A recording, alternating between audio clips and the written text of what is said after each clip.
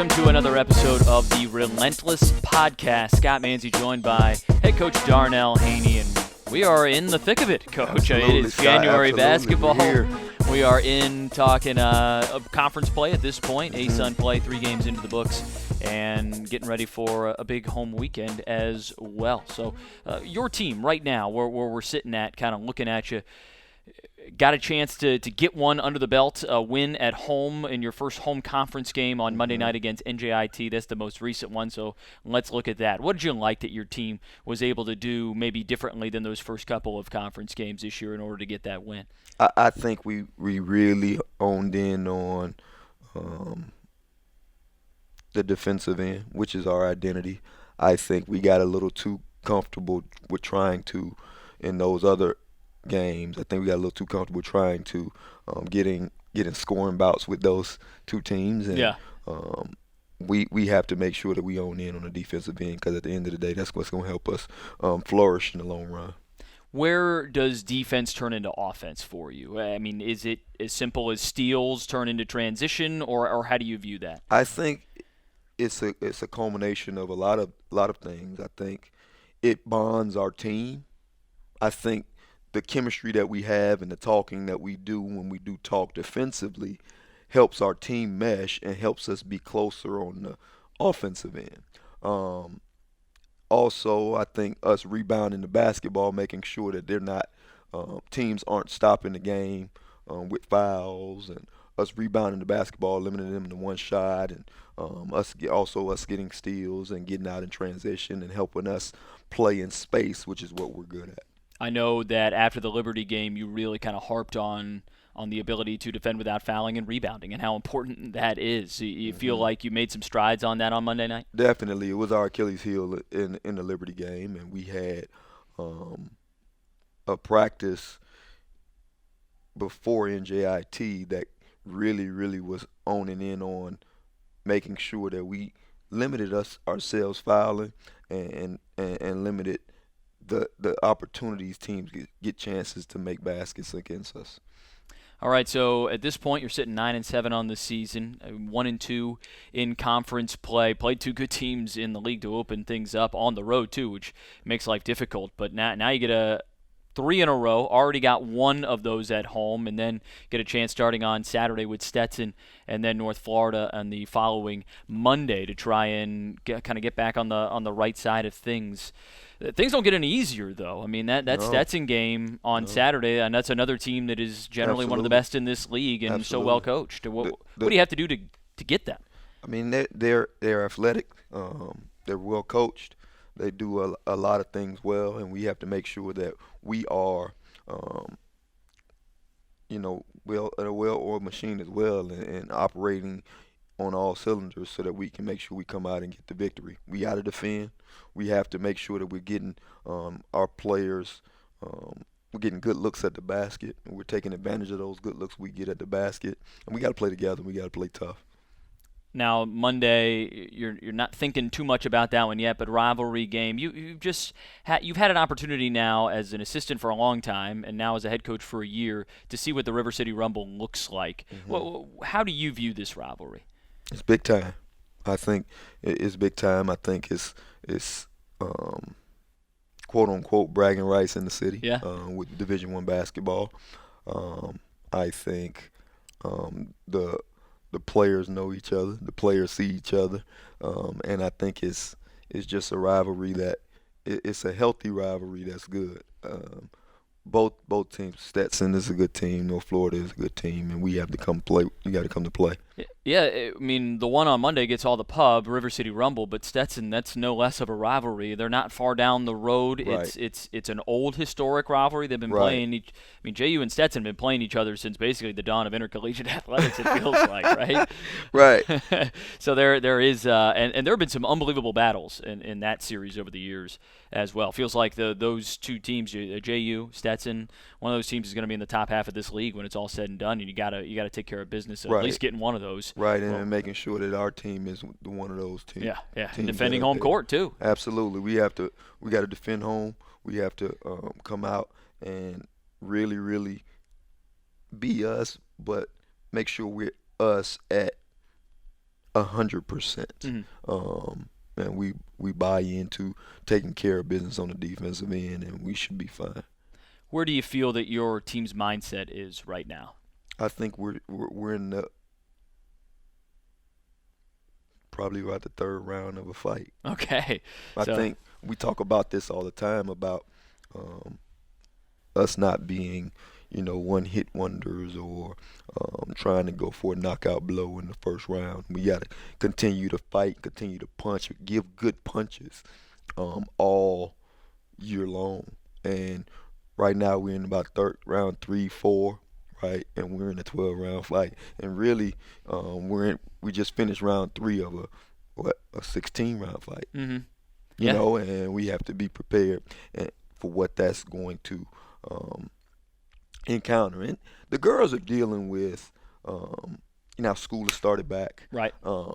They've gotten back in the acclimation of classes and travel. We just went to Liberty, flew out of Richmond, came here. The flight was delayed in Richmond, came back here on Sunday, right? Practiced Sunday evening. And turn around and played Monday night. And win a game. Right. So now it's time to start getting in a mode of we're here to take care of business. And that's in practice. That's in our shoot around. That's in our locking in and film session. That's just overall. And I think although we have about 5 people that have been here before, I think the 7 newcomers, 10 newcomers, are figuring that out now. It's time, so. Yeah, and what's so kind of unique about your situation is you come in, you'd been part of this organization as an assistant, associate head coach as well for a long time. But when you take over as a head coach, it's a whole different animal. And from what you have done to put your stamp on this program, both in a just kind of a mindset and a philosophical way, and then also shaping this roster because there was a lot of moving pieces, people graduating. I mean, some really celebrated players that moved on after 4 years, and you've got to try and find a way to fill that back in. So, I mean, you're a year and a half into what is a couple-year journey here to get this thing back going. But how do you balance both the long-term nature of it with the short-term? You're trying to win now, obviously. Absolutely, we need to win. We want to win now, and if we do the things that we're supposed to do, we will. But it takes time to get those pieces to gel. To mesh together. They have to mesh together, and it takes time. And sometimes it may take a little longer than you expected it. You know what I mean? And I think we made strides over the Christmas holiday as far as our meshing, as far as being put in adverse situations. And I think outside of some pinpoint places in our first 2 conference games, I think we started to mesh as well. It's just some technical things that we have to make sure that we fix, so that we can continue to mesh but be technically sound as well. No doubt. And the kind of the beauty of it is you're in the first part of conference play. You're trying to gear up to the second part of conference play when you see all these teams again, right? And then there's a bit of even more familiarity involved, and then you're gearing up toward the beginning of March in the all-important ASUN tournament. The tournament. Our tournament is a little different than tournaments around the country, but it's unique in its own, and it's really good for us. I think it gives us a uniqueness. I think it gives us an edge, and I think it gives us somewhat of a feel of not a feel, but just another opportunity to prepare. I think that's important as well. You kind of hit on it over the holidays that you guys found a way to kind of get together even a little more, get closer as a unit, as a team.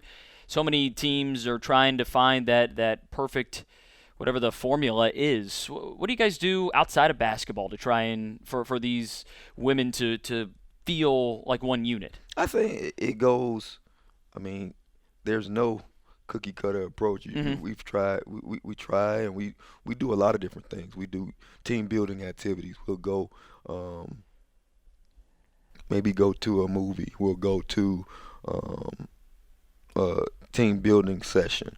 We'll go and get with a performance coach and have him talk with the team, and we'll do team building activities within practice. We just do whatever we're feeling will be beneficial to our chemistry as a team. I think that's important. And then the girls bond on their own. A lot of times they'll go out to eat. They'll do things on their own to kind of help the team and just help them grow as young women and help them grow as basketball players. Yeah, it always seems that the stories I hear from the teams that are really cohesive, they talk about just the amount of time they spend together outside of the basketball court, outside of practice and recovery and games. But it's, I mean, you're not a family unless you behave as a family, right? Exactly. And if it's felt like if they feel like, especially with the young women, if they feel like it's being forced on them, it's not going to work right. So we have to make sure that they are kind of doing that naturally, and it's happening naturally because they may be going through something, or they may have had a big win, a big win where they had to come back like we had to do against Mercer, and come back and clean together and make sure that everybody was on the same page so that we can do that. When it comes to finding what you like about this roster, as far as whether it's rotation in game or certain situations in which you can use certain players, how do you feel about your rotations at this point? I love our roster. I love our kids. I think our kids are high quality, high character individuals that'll be people, that'll be successful outside of basketball just because of that. As far as on the basketball side of things, I love our roster because we're so versatile. I think we got people that can play 1, 2, 3, 4, and 5 at 1, 2, 3, 4, and 5 positions. You know what I mean? I can put Destiny Marshall at the 4. I can put Destiny Marshall at the 5. I can put Shakayla Never at the 2. I can put Shakayla Never at the 5. Yeah. And make her we're so interchangeable. And then I can bring in Alexis Pierce, who can defend 1 through 4, and I can bring in Alexis Burns that can defend 2, 3, 4, 5 sometimes. So just being able to have those interchangeable parts and being able to look at the bench and knowing that I have somebody else that can help our team grow and help our team get better is a luxury. I think we're blessed with that. What's the biggest focus for you all over the course of the remainder of this homestand, a game on Saturday and a game on Monday? I think it's one game at a time. I think we got to make sure we get stops on the defensive end, multiple stops. And once we do that, it'll allow us to play in transition. It'll allow us to play freely within our structure we have offensively, and it'll allow us to kind of mesh and be more cohesive as a team on both ends of the floor. It starts with defense with us. And I've been preaching that, and it's going to be preached for however long that I'm the coach here. This is what we do. This is who we're going to be. This is what we're going to do, and we're going to be really, really good at it. And if you're okay with that, right, as a player in this program, when you're okay with that, that's when you're going to see your and our team's success grow. And I think they've bought into that. I think they understand how important that is, and it's going to help us be successful in the long run. Right. It's like you said, you're in what, round 3, 4 of a 12-round fight? Yeah, we're in round 3 or 4, man. Like I told the team, and I told the broadcast team at North Alabama, they came to our practice, and I told them we were in. I brought the team in, and I told them we were that my favorite fighter when I was coming up was Mike Tyson, right? And Mike Tyson was really, really good at bringing people in round 1 and knocking them out, right? So we were trying to get knockout blows. We were being Mike Tyson. But I told him as I got older and I matured a little bit more, my favorite fighter became Floyd Mayweather. Floyd Mayweather is going to last some rounds. That's his goal, man. He's going to try to go the distance. Right, he's going to go the distance, so he's going to last all 16 rounds. He's going to keep punching. He's going to punch and punch and punch and punch and punch and punch and punch. And what happens is it wears people down. Mm-hmm. And because he's so disciplined and not trying to get that knockout blow, what happens is he ends up winning fights, and he's able to last. His career is able to last longer than maybe a Mike Tyson's would, because it's not about the one-hit wonder. It's about longevity. It's about a legacy being built. Michael Jackson's music, James Brown's music, it's forever. I don't want this to be a great team. I want this to be a great program. I want this to be a team that builds a legacy and shows a legacy that lasts forever. Stand the test of time. Absolutely.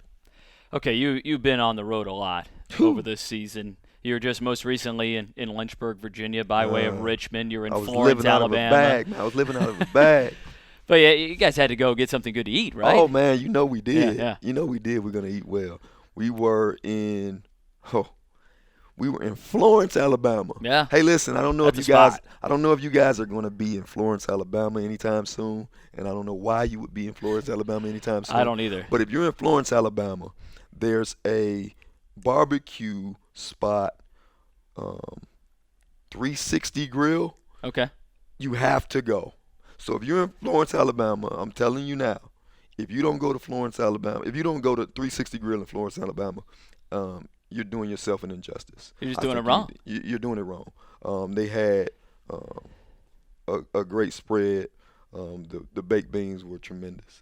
And I had some chicken, but the baked beans was off the chain, man. Well, it's not only 2 hours from Nashville. I mean, you're in the heart of barbecue country, kind of there. Make a quick trip.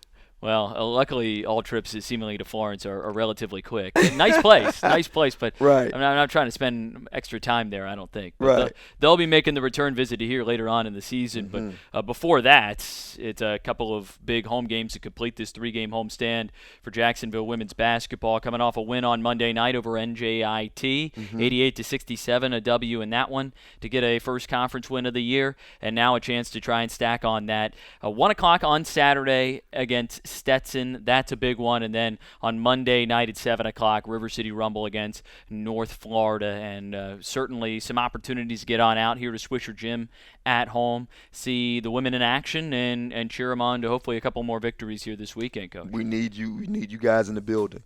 We need you in the gym. Wear green. Make sure you're cheering us on. Be loud. It's going to be exciting. It's going to be a fun game to watch. This has been another episode of the Relentless Podcast.